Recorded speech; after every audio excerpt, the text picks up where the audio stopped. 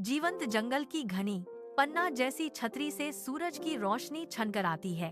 एक राजसी हाथी धीरे से चिंघाड़ता है, सुबह का ग्रेस के साथ स्वागत करता है। चतुर लोमड़ियां सुनहरी रोशनी में हंसते हुए चमकते नदी के किनारे खेलती हैं। शेरों का राजा राजा शेर सिंह एक चट्टानी उभार से अपने शांतिपूर्ण साम्राज्य की रखवाली करता है। हर जीव उद्देश्य के साथ चलता है, उपजाऊ भूमि की प्रचुरता को साझा करता है। बंदर ऊंची शाखाओं पर झूलते हैं और नीचे अपने दोस्तों की ओर पके हुए फल फेंकते हैं। जंगल एक आदर्श एकीकृत समाज की लय के साथ गुनगुनाता है। कोई भी जानवर भूखा नहीं रहता। साझा संसाधन हर जीवित प्राणी का भरण पोषण करते हैं।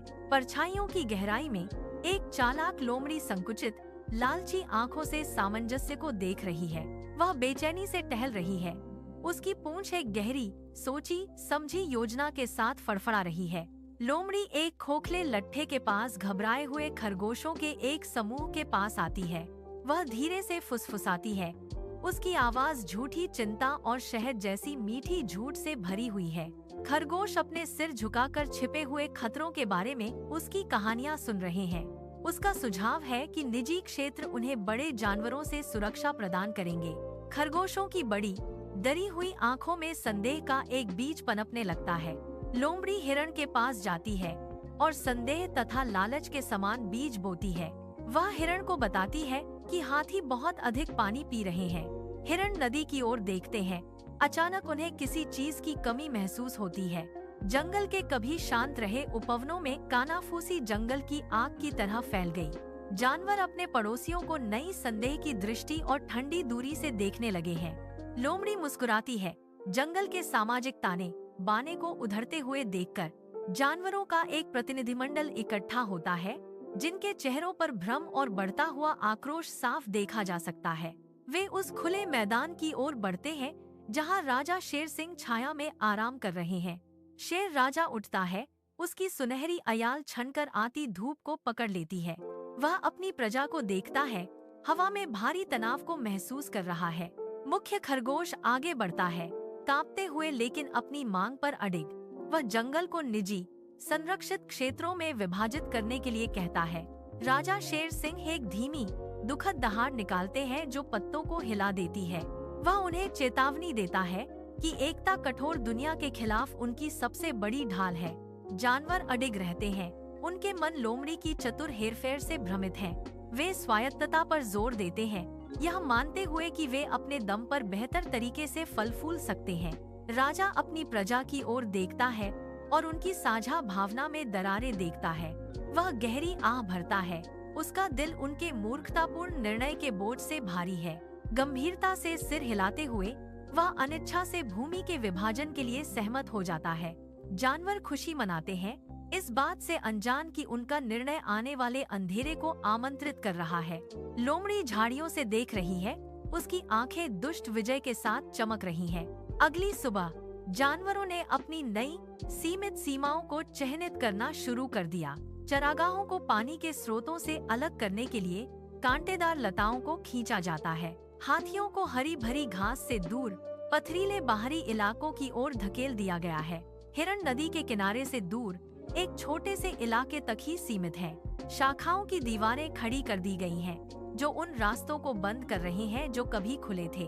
कभी संबंधों का ताना बाना रहा जंगल अब अलगाव का एक जाल बन गया है। खामोशी ने उस आनंदमयी बातचीत की जगह ले ली है जो कभी सुबह की हवा में गूंजा करती थी। राजा शेर सिंह अपने मांद में लौट जाते हैं, अपने राज्य की आत्मा के खोने का शोक मनाते हुए।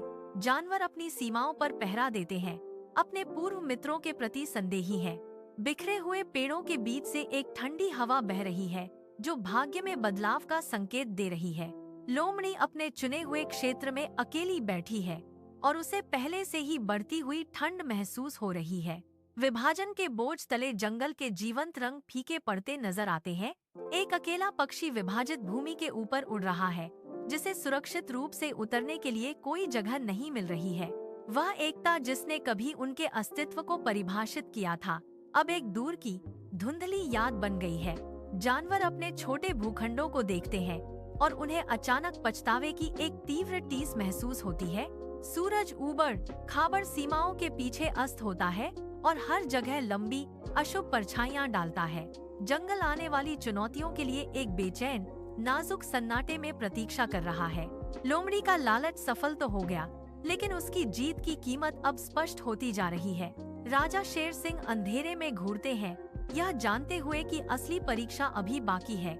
जानवर अपने कोनों में दुबक जाते हैं और पहली बार सच्ची अकेलेपन की टीस महसूस करते हैं। जंगल अब एक घर नहीं, बल्कि अकेले भूखे कमरों का एक संग्रह है। संघर्ष और टूटे हुए दिलों से परिभाषित भविष्य के लिए मंच तैयार है। कभी महान रहा यह साम्राज्य अब एक हताश और अपरिहार्य पतन के कगार पर खड़ा है। अंतिम पेड़ को चिन्हित कर दिया गया है, जो विभाजित जंगल के निवासियों के भाग्य को तय करता है। जंगल की सीमाएं नरम मिट्टी में गहराई तक गड़े हुए कच्चे लकड़ी के खंभों से चिन्हित हैं। राजा शेर सिंह दूर से देखते हैं, उनकी सुनहरी आंखों में गहरा स्थायी दुख झलक रहा है। कभी जीवंत रहे रास्ते अब कांटेदार शाखाओं और उलझी हुई बेलों से अवरुद्ध हैं। हाथियों का एक झुंड एक छोटी बंजर जगह में फंसा हुआ खड़ा है और हताशा में चिंगाड़ रहा है। विशाल जीव ऊंची शाखाओं तक पहुंचने की कोशिश करते हैं, लेकिन अब घनी वनस्पतियां उनकी पहुंच से बाहर हैं।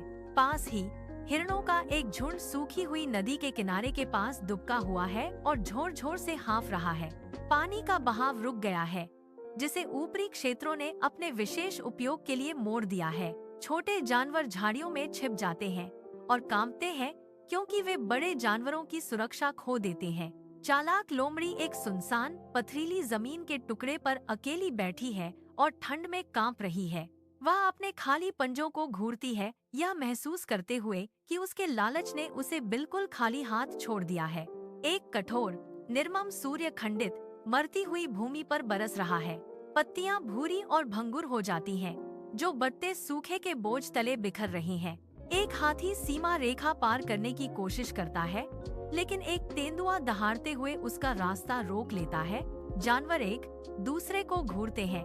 उनकी पुरानी दोस्ती की जगह संदेह और गहरी नाराजगी ने ले ली है। भूख छोटे बच्चों के पेट में मरोड़ पैदा कर रही है, जिससे हवा में उनकी सिसकियों का शोर भर गया है। लोमड़ी भोजन तलाशने का प्रयास करती है, लेकिन उसे केवल धूल और सूखी न खाने योग्य टहनियां ही मिलती हैं। वह राजा के साफ किए गए मैदान की ओर देखती है। उसकी आंखें उसके पछतावे के बोझ से भरी हुई हैं। जंगल शांत है, सिवाय सूखी हवा के जो बंजर विभाजित पेड़ों के बीच से सीटी बजाती हुई गुजर रही है। एक हिरण सीमा के पास गिर जाता है, इतना कमजोर कि वह खड़ा होने या चरने के लिए नई जगह खोजने में असमर्थ है। एक हाथी धीरे से हिरण को धक्का देता है, लेकिन अदृश्य सीमा किसी भी सार्थक सहायता को रोकती है। जानवरों को एहसास होता है कि उनकी स्वायत्तता उनके अपने द्वारा बनाई गई जेल बन गई है। वे अपने पड़ोसियों को देखते हैं, उन्हें दुश्मन नहीं, बल्कि एक भयानक विकल्प के साथी पीड़ित के रूप में देखते हैं। लोमड़ी धीरे से खड़ी होती है, उसकी पूंछ पूरी तरह से हार के संकेत में उसकी टांगों के बीच दबी हुई है। वह जंगल के केंद्र की ओर लंबी कठिन यात्रा शुरू करती है।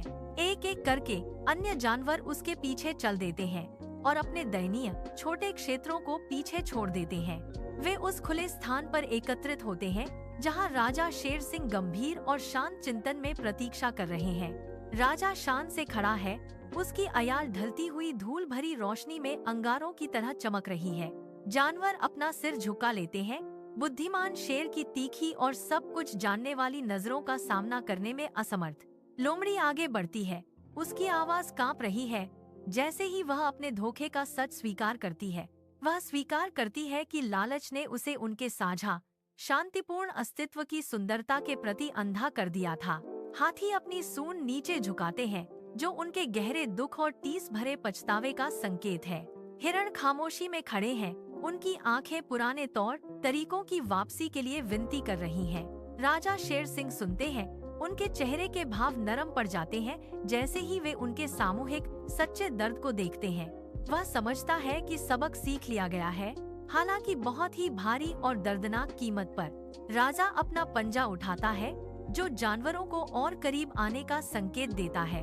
एक शक्तिशाली दहाड़ के साथ वह लकड़ी के खूंटों और कांटेदार बाधाओं को हटाने का आदेश देता है। जानवर बाड़ को गिराने के लिए दौड़ पड़ते हैं और नई हताश ऊर्जा के साथ मिलकर काम करते हैं। बाधाएं गिर जाती हैं, और जंगल एक बार फिर से एक एकल घर जैसा महसूस होने लगता है। हाथी नदी की ओर बढ़ते हैं, छोटे और प्यासे जीवों के लिए रास्ता साफ करते हुए। हिरण ताजी घास ढूंढते हैं और शांतिपूर्वक उनके साथ चरते हैं, जिन्हें वे कभी प्रतिद्वंद्वी मानते थे।